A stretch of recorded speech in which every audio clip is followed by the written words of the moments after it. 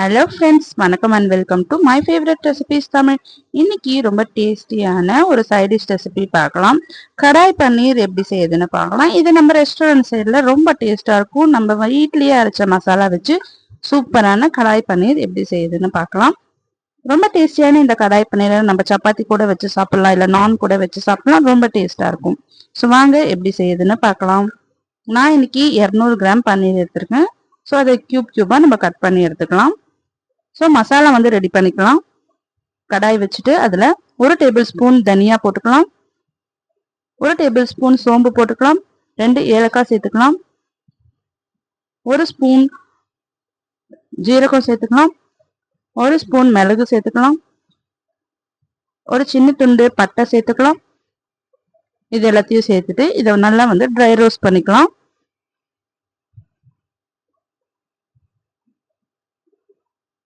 இது நல்லா நம்ம ஆற வச்சுட்டு நம்ம மிக்சியில போட்டு நல்லா ஃபைன் பவுடரா அரைச்சு எடுத்துட்டு வந்துக்கலாம்.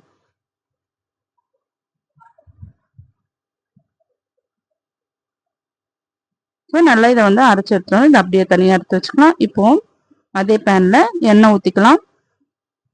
ஒரு 3 டேபிள் ஸ்பூன் எண்ணெய் ஊத்திட்டு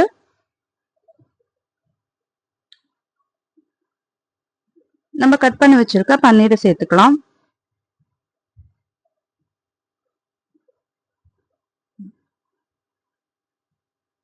ஒரு பெரிய வெங்காயம் கியூபா கட் பண்ணிக்கலாம். ஒரு கொடமிளகாய் கட் பண்ணி எடுத்துக்கலாம். இந்த மாதிரி கட் பண்ணி எடுத்துக்கோங்க. இதை ஒரு 2 நிமிஷத்துக்கு நல்லா வதக்கிக்கலாம்.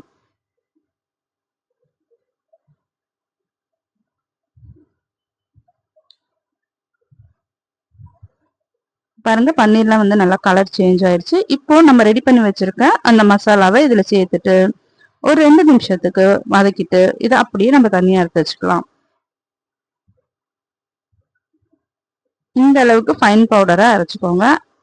எல்லா பவுடரையும் சேர்த்துட்டு நல்லா ஒரு 2 நிமிஷத்துக்கு மட்டும் இதை நம்ம சார்ட் பண்ணி எடுத்துக்கலாம். இப்போ பாருங்க, இந்த மாதிரி தனியா எடுத்து வச்சுக்கோங்க.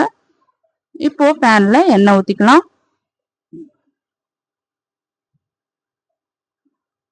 2 மீடியம் சைஸ் வெங்காயம் பொடியா அரிஞ்சு சேர்த்துக்கலாம்.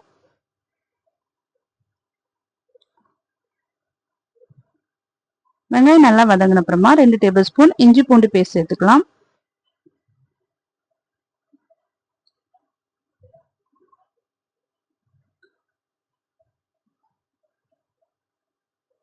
ஸோ வெங்காயம் இஞ்சி பூண்டெல்லாம் நல்லா வதங்கின அப்புறமா நம்ம தக்காளி சேர்த்துக்கலாம். நான் இன்னைக்கு 2 தக்காளி மிக்ஸி ஜார்ல போட்டு அரைச்சி பேஸ்டா அரைச்சி வச்சிருக்கேன். ஸோ அதையும் இதுல சேர்த்துக்கலாம்.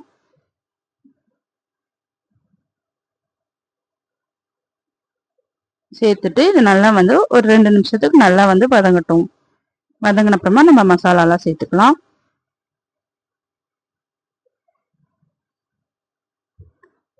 ஒரு டேபிள் ஸ்பூன் தனி மிளகாத்தூள் சேர்த்துக்கலாம். ஒரு அரை டேபிள் ஸ்பூன் மஞ்சத்தூள் சேர்த்துக்கலாம். ஒரு டேபிள் ஸ்பூன் கரம் மசாலா சேர்த்துக்கலாம். இதுக்கு தேவையான உப்பு சேர்த்துக்கலாம். சேர்த்துட்டு இது நல்லா பச்சை வாசனை போற அளவுக்கு நல்லா வதக்கிக்கலாம்.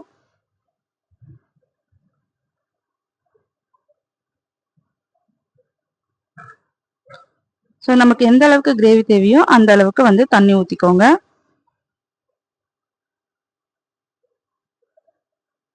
ஊத்திட்டு இப்போ நம்ம ரெடி பண்ணி வச்சிருக்க அந்த பன்னீரை இதுல சேர்த்துக்கலாம்.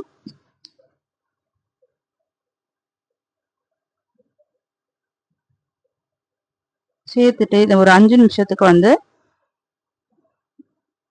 இதை வேக வச்சு எடுத்துக்கலாம். ஸோ அவ்வளோதாங்க, சூப்பர் அண்ட் டேஸ்டியான கடாய் பன்னீர் ரெடி ஆயிடுச்சு. ஸோ நீங்களும் இதை ட்ரை பண்ணி பாருங்க. ரொம்ப டேஸ்டா இருக்கும். இது சப்பாத்தி கூட நான் கூடலாம் வச்சு சாப்பிட்றதுக்கு அவ்வளவு டேஸ்டா இருக்கும். ஸோ கண்டிப்பா ட்ரை பண்ணி பாருங்க. ட்ரை பண்ணிட்டு எப்படி இருந்ததுன்னு கமெண்ட் பண்ணுங்க. இந்த வீடியோ உங்களுக்கு பிடிச்சிருந்ததுன்னா நம்ம சேனலை சப்ஸ்கிரைப் பண்ணிக்கோங்க, லைக் பண்ணுங்க, ஷேர் பண்ணுங்க. தேங்க்யூ ஃபார் வாட்சிங்.